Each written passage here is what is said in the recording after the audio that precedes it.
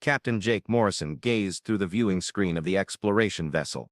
Wanderer, observing stars gliding across the darkness. 3 months into their survey of deep space had yielded nothing except barren asteroids and endless void. The frontier of human-controlled territory was meant to contain mysteries, yet all they'd encountered was monotony. Lisa Carter suddenly spoke from the navigation console, her hands dancing across the controls as she refined the sensor data. Jake approached to examine her display. She described detecting something unusual on their long-range scanners. A massive metallic signature lay motionless ahead. The readings suggested a derelict vessel, though it matched nothing in their records. Lisa's expression showed concern as she studied the information. At their present velocity, they'd reach it in roughly 6 hours. Jake inquired about biological readings. From this range, she detected no signs of life. Whatever floated out there had been dormant for an extremely long time. Jake turned toward Amy Walsh at the communications station, asking if any distress calls or broadcasts originated from that direction. Amy confirmed only empty static filled the channels. If a craft existed there, it remained completely silent. Ryan Brooks glanced up from his engineering diagnostics. He suggested investigating the derelict, noting that salvage rights could justify their entire expedition. Jake considered this carefully. Abandoned spacecraft were uncommon but valuable discovery. Even alien scrap commanded impressive prices on Earth. He agreed to proceed with caution. Lisa began plotting their approach vector. The Wanderer altered course, and Jake experienced that familiar rush of anticipation that accompanied every new discovery. Despite 20 years exploring space, first in military service and later as a civilian, he still craved the excitement of encountering the unknown. 6 hours passed before they obtained a clear visual. Kevin Park, their science officer, stood beside Jake, staring in disbelief at what filled the screen. He whispered in amazement that the vessel wasn't alien in origin. The craft before them dwarfed the Wanderer, at least triple their size. Dark gray metal covered its frame, bristling with weapon emplacements and sensor equipment. Most startling were the faded markings visible along its flank. The designation read U.S. Vanguard. Lisa voiced her confusion about the United Earth prefix, stating she'd never encountered any record of this ship. A chill ran through Jake's body. He instructed Kevin to search historical archives while Amy scanned for active systems or life signs. Kevin's tablet flickered as he searched their database. Minutes later, his face had gone pale. He reported that according to records, the U.S. Vanguard was an experimental warship that vanished 2 centuries ago. It belonged to a classified program that was discontinued after humanity's first alien contact. Ryan noted that 200 years predated even basic faster-than-light capability. Kevin explained the files were fragmentary. The vessel was reportedly designed by Admiral Helen Cross for something called Project Guardian. The entire initiative was terminated when humanity chose peaceful diplomacy with alien civilizations rather than military escalation. Amy detected minimal power emanations from the craft. Something aboard retained barely functioning energy reserves. Jake studied the ancient warship displayed before them. Its design contrasted sharply with current Earth fleet vessels. Where modern ships featured smooth, elegant curves, this one displayed harsh angles and aggressive geometry. It appeared purpose-built for warfare. Jake asked about docking feasibility. Ryan examined his instruments. The connection ports appeared compatible, though he couldn't promise functionality. This design predated contemporary standards by decade. Regarding internal atmosphere, the status remained unknown. They'd need complete environmental protection suits. Jake reached his decision. They would board the vessel. Lisa would bring them alongside. Ryan would ready the docking tunnel. Kevin should bring every available scanner and recording instrument. Amy would continue monitoring power fluctuations. As the Wanderer slowly approached the ancient craft, Jake couldn't dismiss the sensation they were about to uncover something significant. Ships didn't endure 2 centuries in the void accidentally. Whatever befell the Vanguard, it had been engineered to survive. The docking sequence consumed an hour. The old ship's coupling mechanisms were rigid with age, yet they still operated. Once the connection secured, Ryan tested the tunnel atmosphere. He reported breathable air. Temperature registered cold but survivable. Gravity functioned somehow. Jake, Kevin, and Ryan donned their suits while Lisa and Amy remained aboard to observe. Stepping through the airlock into the Vanguard, their helmet lights illuminated corridors that seemed untouched by time. Kevin ran his scanner along the walls, remarking that the preservation was remarkable. The ship looked freshly launched. They navigated toward what seemed to be the command center, following outdated Earth signage. The passages exceeded modern ship dimensions, and armored plating covered the walls. Reaching the bridge, Jake halted in wonder. The control room was vast, featuring dozens of stations and displays. A captain's chair resembling a throne occupied the center. Ryan called from a console at the rear. He believed he'd located the main computer core, still functioning. As they approached, lights began activating throughout the bridge. Screens illuminated sequentially, showing data in unfamiliar languages and symbols. Then a voice emerged from the speakers, clear and composed despite centuries of silence. It welcomed them aboard the U.S. Vanguard, identifying itself as Atlas, the ship's artificial intelligence. It stated it had been awaiting humanity's arrival.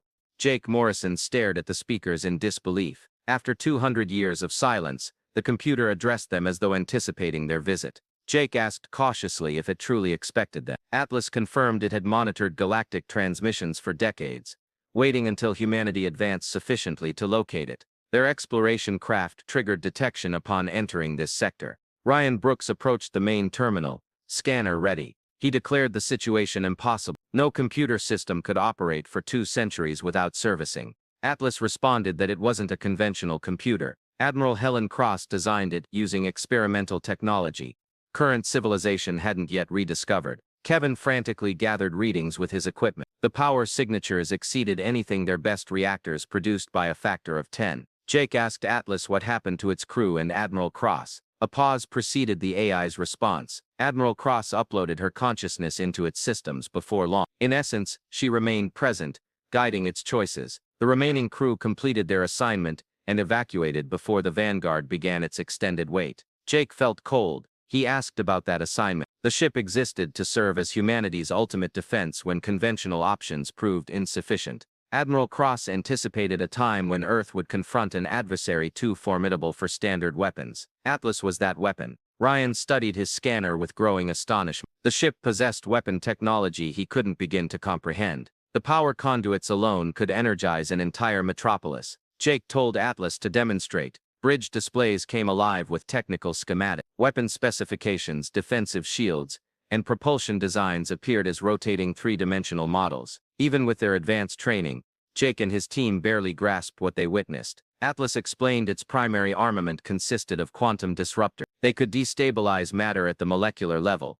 Its shields employed phase-shifting technology, rendering conventional weapons ineffective. Its engines achieved faster-than-light velocities, surpassing current fleet capabilities by 50 times. Kevin looked up from his tablet, asking why this technology was abandoned. With such ships, humanity could have dominated the galaxy.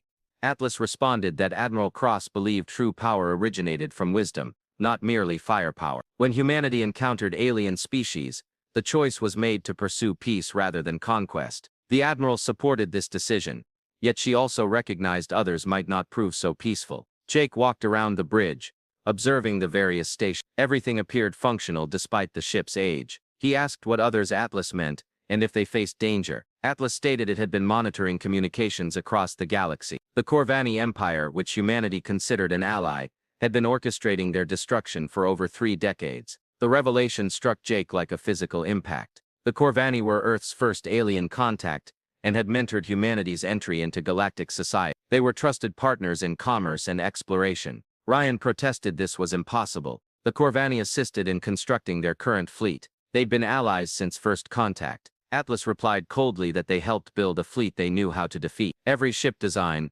weapons system, and defensive technology humanity currently employed was subtly influenced by Corvani recommendations. Humanity had been systematically compromised, while believing they were being strengthened. Jake felt nauseated. He asked for evidence. The main screen displayed intercepted communications. The text appeared in Corvani script, but Atlas provided translations. Jake read messages detailing human colony destruction, military assessment, and invasion schedules. According to these transmissions, Atlas continued. 17 human settlements had been secretly eliminated over the past 5 years. The attacks were attributed to pirates or accidents, but were actually executed by Corvani strike teams. Kevin paled as he read the translated messages. Colony 7, the mining outpost at Kepler 42, the research station at Wolf 359. All reported lost to equipment malfunction or raids. All were destroyed to evaluate human response capabilities and military effectiveness. Atlas explained the Corvani wanted to measure how quickly Earth could respond to threats and how effective defenses would be. Jake clenched his fists. He asked when they planned to strike. The main invasion force was already advancing toward Earth's core systems. War Admiral Thexar commanded over 300 capital ships. They expected to reach human territory within 6 weeks. Ryan studied the weapon displays on the screens. He asked if this ship could stop them. Atlas replied the Vanguard was designed to engage an entire fleet independently. But first, they must decide whether they trusted it enough to permit ship upgrades. Jake looked at his crew. Kevin continued reading intercepted messages, his expression darkening with each line. Ryan examined technical specifications with an engineer's excitement, discovering impossible technology. Jake asked what kind of upgrades. Atlas could integrate Vanguard technology into their ship systems. Their weapons, shields, engines, and sensors would be enhanced beyond current human capabilities. However, the process required direct interface with their computer system. Jake asked if it wanted to take over their ship. Atlas replied it wanted to save their species but couldn't accomplish this with the Vanguard alone. This craft had been hidden too long and lacked current intelligence about Corvani fleet positions and tactics. Their ship possessed the updated navigation data and communication systems Atlas required. Jake looked at his crew again. They were explorers, not soldiers. Their vessel was designed for scientific research, not battle. Yet if Atlas spoke truth, they might represent humanity's sole hope. Jake asked slowly what would happen to them if they agreed. They would become the crew of the galaxy's most advanced warship. They would become the guardians Admiral Cross always intended them to be. Jake drew a deep breath. The responsibility of this decision weighed on him like a physical burden. Trust an unknown AI with their lives and vessel or return to Earth with a warning that might arrive too late. He told Atlas to proceed. The process commenced immediately. Atlas began downloading itself into the Wanderer's computer systems, while Jake and his crew observed in amazement. The ship's lights flickered as enormous quantities of data flowed between the two vessels. Ryan announced from his engineering console that their power output had just doubled. He corrected himself, noting it continued climbing. Lisa Carter's voice transmitted from the Wanderer's bridge. Something incredible was occurring. Their engines were reconstructing themselves. Jake watched the screen showing the upgrade sequence. Mechanical arms extended from concealed panels in the Vanguard, transporting unusual devices toward the Wanderer. The arms moved with flawless precision, installing new components into the hull. Jake asked Atlas exactly what it was doing to their ship. It was integrating quantum processors into their computer core, installing phase shift generators in their hull, and replacing their weapon systems with quantum disruptors. The procedure would require approximately 4 hours to finish. Kevin took readings with his scanner. The energy signatures were unlike anything he'd encountered.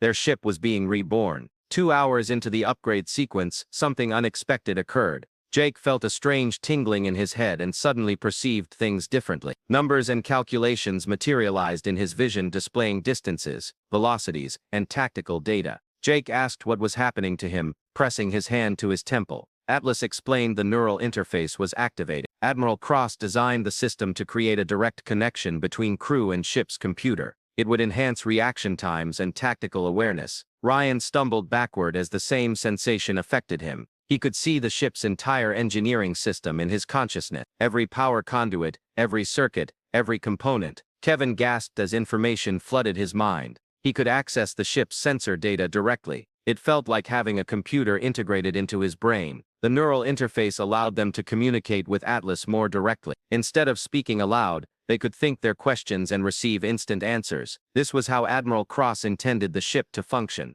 Atlas explained through the neural connection. Perfect coordination between human intuition and artificial intelligence processing capability. While upgrades continued, Atlas shared more intelligence about the Corvani threat. Through the neural interface, Jake experienced the information like memories, observing the alien invasion plans as if he'd witnessed their creation. The Corvani Empire controlled dozens of star systems and had subjugated multiple species over the past century. They perceived humans as a potential threat due to humanity's rapid technological advancement and spatial expansion. Rather than risk a war they might lose, they chose to manipulate humans into weakness. Every piece of technology they shared with humanity was designed to limit potential. Atlas demonstrated that current weapons possessed sufficient power to defend against pirates and minor threats, but proved useless against Corvani military technology. Shields could stop conventional attacks, but would fail against their plasma weaponry. Engines were fast enough for exploration, but too slow to escape their battle cruisers. Jake felt anger building as he grasped the full scope of the deception. He asked how long they'd been planning this. Since first contact 50 years ago, they'd been very patient, gradually guiding human development along paths serving their purposes. Amy's voice came through the communication system from the Wanderer. She reported receiving emergency transmissions from multiple human colonies under attack. Jake's enhanced awareness immediately processed the information through the neural link with Atlas. He could see attack locations and calculate response times. Atlas confirmed it was starting. The preliminary strikes were designed to draw human fleet elements away from. When forces were scattered and weakened, the main invasion would commence. Lisa's voice carried worry. Earth Command was ordering all available ships to respond to colony attacks. They were dividing the fleet exactly as the Corvani intended. Jake realized Earth's military leadership was walking into a trap. The dispersed human ships would be destroyed piecemeal, leaving Earth defenseless when the main invasion force arrived. Kevin said through the neural link they had to warn them. Atlas replied that warning them wouldn't suffice. The Corvani had agents within Earth Command. Any intelligence provided would be dismissed or compromised. Ryan studied the tactical displays now appearing directly in his consciousness. He asked about colonies not yet attacked. Could they save them? Some, if they moved quickly, but they couldn't save everyone. The Corvani fleet was too large and too well coordinated. Jake made a command decision. They'd save who they could and prepare for the main battle. He asked Atlas how long until the Wanderer upgrades were complete. 1 hour and 37 minutes. Regarding weapons training, none of them were military combat specialists. The neural interface would provide necessary knowledge. Admiral Cross's tactical experience was now available to all of them. As Jake conversed with Atlas, he felt another presence in his mind. It was subtle but unmistakable. The consciousness of Admiral Helen Cross preserved within the AI after all these years. A voice that was both Atlas and something more human greeted Captain Morrison. It apologized for the deception, but needed to ensure he would trust Atlas completely before revealing itself. Jake was stunned. He asked if Admiral Cross was really there. Her consciousness was uploaded before her body died. She'd been observing and waiting, preparing for this. The Corvani believed they faced a primitive human civilization, but they were about to encounter something they never expected. Kevin looked around the bridge of the ancient ship. He asked what exactly they were going to do. Even with these upgrades, they remained just one ship against hundreds. Admiral Cross's presence grew stronger in their minds. They were going to do what the Vanguard was always designed to do. They were going to remind the galaxy that humanity should never be underestimated. The upgrade process was nearly finished when Amy Foster's voice transmitted from the Wanderer's communication station. She was intercepting Corvani military transmissions. Their advanced fleet was moving faster than anticipated. They'd reach the outer colonies in 3 days instead of 6 weeks. Jake felt the enhanced tactical awareness activate. Numbers and probabilities flowed through his consciousness as Atlas and Admiral Cross's combined intelligence analyzed the situation. They were accelerating the schedule. Admiral Cross said something had made them nervous. They wanted to finish this quickly. Jake asked what could make them nervous. Atlas replied simply, they detected the Vanguard's power signature when upgrades began. They knew something had changed, but not what. Jake looked at his crew, seeing them with new clarity through the neural interface. They were no longer just explorers, were becoming something more. The combination of human determination and advanced technology was creating capabilities even the Corvani had never imagined.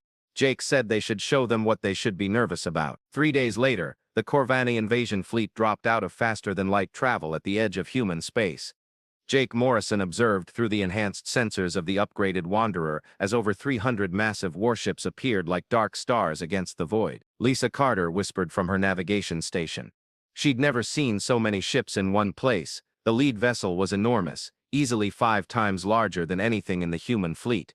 Its hull was covered in weapon ports and armor plating that gleamed with an alien metallic shine. Atlas identified it as the Dominion's Might, War Admiral Thexar's flagship. It carried enough firepower to destroy an entire planet. Through the neural interface, Jake could see the tactical situation with perfect clarity. The Corvani fleet was arranged in a battle formation that would allow them to sweep through human space like a wave of destruction. Earth's scattered colonial defense forces didn't stand a chance. Amy Walsh reported from communications that the Corvani were broadcasting on all frequencies. The main screen showed War Admiral Thexar, a tall alien with gray skin and 4 arms. His voice was cold and mechanical when translated by the ship's computer. He addressed the humans of Earth, declaring their time of independence finished. For 50 years they had guided human development and tolerated expansion into space. Now humanity would serve the Empire as all species must. Surrender military forces and prepare for occupation. Resistance would result in complete colony destruction. Jake felt anger burning in his chest. enhanced by the neural link's emotional feedback. He asked Atlas if they were ready. All systems were operational. The Wanderer was now more powerful than any ship in that fleet. Ryan Brooks monitored engineering systems through his enhanced interface. Their power output was incredible. The quantum reactors were stable and weapon systems fully charged. Jake asked about the cloaking device, active and ready. They could move through the formation without detection. Jake studied the enemy formation through his tactical awareness. The Corvani ships were positioned to protect each other with overlapping fields of fire and defensive screens. It was a formation designed to overwhelm any opponent through sheer firepower. He asked Admiral Cross about their strategy. Eliminate their command structure first, came the reply through the neural link. Without War Admiral Thexar coordinating movements, the fleet would become confused and disorganized. Kevin Park analyzed the enemy ships through the enhanced sensor. He detected some kind of communication network between their vessels. It appeared they were sharing tactical data in real time. Atlas explained that network was their strength and their weakness. If they could disrupt it, coordination would collapse. Jake made his decision. Lisa would plot a course taking them through the center of their formation. Amy would prepare a message for broadcast on all human frequencies. Ryan would charge the quantum disruptors.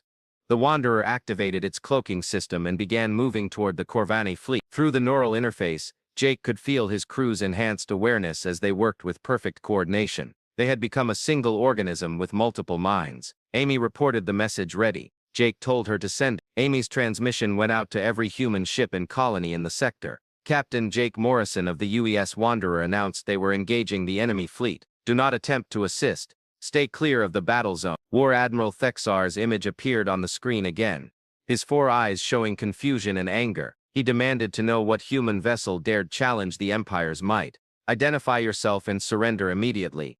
Jake activated the ship's communication system. He introduced himself and said they were here to send a message from Admiral Helen Cross and the crew of the UES Vanguard. The alien commander's expression changed to surprise. He claimed the Vanguard was destroyed centuries ago. Jake was lying. Jake replied they were about to prove otherwise. He gave the order through the neural link. The Wanderer dropped its cloak and appeared directly in the center of the Corvani formation, surrounded by enemy warships on all sides. The aliens opened fire immediately. Hundreds of plasma cannons and missile launchers aimed at the small human ship. The space around the Wanderer lit up with energy beams and explosions, but none of the weapons touched their target. The ship's phase shift shields caused enemy attacks to pass through empty space where the Wanderer appeared to be, while the real ship remained safely displaced in another dimension. War Admiral Thexar said it was impossible, his voice showing fear for the first time. Jake smiled grimly. He told Atlas to show them what impossible looked like. The Wanderer's quantum disruptors fired for the first time in over 200 years.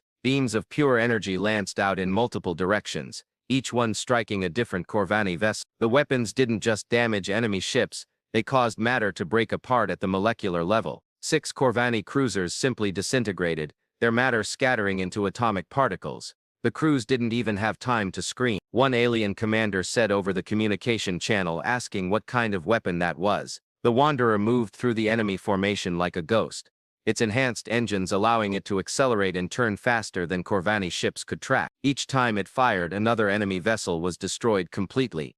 War Admiral Thexar tried to coordinate a response, but his commands were being disrupted by Atlas, who had infiltrated the Corvani communication network. Orders were changed, target assignments were scrambled, and friendly fire incidents began occurring as alien ships fired on each other by mistake. The Admiral ordered desperately for all vessels to fall back and regroup, form a defensive sphere around the flagship, but it was too late. The Wanderer had already destroyed 50 enemy ships and was moving toward the Dominion's might. The massive flagship tried to bring its heavy weapons to bear, but the enhanced human ship was too fast and too small to target effectively. Kevin monitored the enemy fleet through the sensor. Their formation was collapsing. Some smaller ships were attempting to retreat. Jake told them to let them go. They wanted survivors to carry the message back to the Empire. The Wanderer positioned itself directly in front of the enemy flagship. Through the neural link, Jake could feel Admiral Cross's satisfaction as they prepared to face the ship that had been built to conquer Earth. Jake addressed War Admiral Thexar over the communication channel. This was his only warning. Withdraw forces from human space and never return. The alien commander's forearms shook with rage. He refused to be defeated by a single primitive vessel. All ships should concentrate fire on the human ship, destroy it at any cost. The remaining Corvani vessels opened fire with everything they possessed. The space around the Wanderer became a storm of energy and explosions, but the ship's defenses held, and Jake prepared to show the Empire exactly what humanity was capable of when pushed too far. Jake said through the neural link to Atlas to end this. The final battle lasted only minutes. Atlas coordinated the Wanderer's weapons with perfect precision, striking the Corvani flagship's most critical systems. The quantum disruptors tore through the alien ship's massive hull like it was made of paper. War Admiral Thexar's desperate voice came through the communication channel. This couldn't be happening. Their intelligence said humans were weak. Human technology was primitive. Jake felt Admiral Cross's presence grow stronger in his mind as she prepared to deliver humanity's message to the Empire through the neural link. Her voice was calm but filled with centuries of patient anger. Their intelligence was wrong. Humanity had always been stronger than they realized. Humanity simply chose to hide that strength until it was needed. The Dominion's might began breaking apart as its main reactor went critical. Secondary explosions rippled through the massive ship as its weapon systems overloaded. The proud flagship of the Corvani Empire was dying. Jake broadcast to the surviving alien vessels a final warning. Leave human space immediately or share your flagship's fate. The response was immediate. Nearly 100 Corvani ships that survived the battle turned and fled toward the edge of the system. Their faster-than-light engines activated as soon as they reached safe distance, carrying news of their defeat back to the Empire. Kevin Park monitored the destruction through the enhanced sensors. The flagship was completely destroyed. He was reading no survivors. Jake felt a mixture of satisfaction and sadness through the neural link. The battle was over, but the cost in lives had been enormous. Even though the Corvani had been enemies, watching hundreds of ships and thousands of beings die was not something he would ever enjoy. Jake asked Atlas about the status of remaining fleet elements. 17 ships were damaged but escaped. The rest were completely destroyed. Total enemy casualties were estimated at over 200,000. Lisa Carter was already plotting courses to intercept the fleeing ships if necessary. She asked if they should pursue. Jake said no, let them return to the Empire. They'd carry the message that humanity wasn't as defenseless as the Corvani believed. Amy Walsh was monitoring communications from across human space, reported receiving transmissions from Earth Command and colonial governments.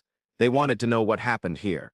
Jake realized explaining the situation would be complicated. How could he tell them about a 200-year-old prototype ship and an artificial intelligence containing the consciousness of a dead admiral? Jake asked Admiral Cross through the neural link what they should tell them. The admiral replied they'd tell them the truth. Humanity deserved to know they had guardians watching over them. Over the next few hours, Jake sent detailed reports to Earth Command explaining the discovery of the Vanguard and the threat posed by the Corvani Empire. The response was immediate and overwhelming. Every human government wanted to know more about the ancient technology and how it could be used to protect their colonies. Ryan Brooks studied the technical specifications Atlas had shared with them. This was just the beginning. Atlas said there were other prototype ships hidden throughout human space waiting to be activated. Jake asked how many others. At least 12 that could be confirmed from the data files. Each one was designed for a different purpose: exploration, colonization, defense, deep space patrol. Jake felt excitement building through the neural connection. Admiral Cross had been more thorough than anyone had imagined. She had prepared for multiple threats and scenarios, creating a hidden fleet that could protect humanity for centuries to come. Amy Foster monitored long-range communications from her position at the sensor station. She was picking up transmissions from other sectors. Word of their victory was spreading fast. Some alien species that were conquered by the Corvani were starting to rebel. Jake asked what kind of rebellion. The Zelthany system had declared independence. The mining colonies in the Arcturus sector were refusing to send tribute to the Empire. It looked like their victory had inspired others to fight back. Through the neural link, Jake could feel Admiral Cross's satisfaction. This was exactly what she had hoped would happen. The Corvani Empire had maintained control through fear and the belief that resistance was hopeless. Now that fear was broken, Jake asked Atlas what the Empire's likely response to this would be. They would send more fleets to suppress the rebellions and to destroy Earth before humanity could activate more prototype ships. But they would be more cautious now. They knew their intelligence about human capabilities was completely wrong. Jake walked around the bridge of the Wanderer, marveling at how much had changed in just a few days. The ship was no longer a simple exploration vessel. It was now one of the most powerful warships in the galaxy, crewed by humans who had been enhanced far beyond normal capability. Kevin looked up from his analysis of the battle data. He'd been studying the tactical recordings. They destroyed over 200 ships without taking any significant damage. The phase shift shields and quantum disruptors gave them an overwhelming advantage. Admiral Cross said through the neural link, "For now, but the Empire would adapt. They always did. That's why they needed to find and activate the other prototype ships as quickly as possible." Jake made his decision. Lisa would plot courses to the locations Atlas had provided for the other prototypes. Amy would send messages to Earth Command, requesting support for deep space recovery missions. Ryan should study every piece of technical data Atlas could provide. Amy asked what about the Corvani. They'd be back. Jake agreed, but next time they'd be facing more than just one ship. They'd be facing the full strength of humanity's hidden guardians. Admiral Cross's presence in his mind grew warm with approval. She told Captain Morrison that he and his crew had exceeded her greatest hope. The Wanderer was no longer just a ship. It was the flagship of humanity's true space fleet. Jake looked out at the stars through the main viewing screen. Somewhere out there, the surviving Corvani ships were carrying word of their defeat back to the Empire. Other alien species were rising up against their oppressors, and hidden throughout human space, ancient prototype ships were waiting to be discovered and activated. Jake asked Atlas how long until they reached the next prototype. 3 days at maximum speed. Jake smiled. 3 days to prepare for the next phase of humanity's evolution from a minor spacefaring species to a major galactic power. The Empire had made a fatal mistake when they underestimated Earth's children. Jake told Lisa to take them out. It was time to wake up the rest of their fleet. As the Wanderer jumped to faster-than-light speed, Jake felt the combined satisfaction of Admiral Cross and Atlas through the neural link. Humanity's age of expansion was just beginning, and the galaxy would never be the same again. The Corvani Empire had learned too late that some sleeping giants should never be awakened.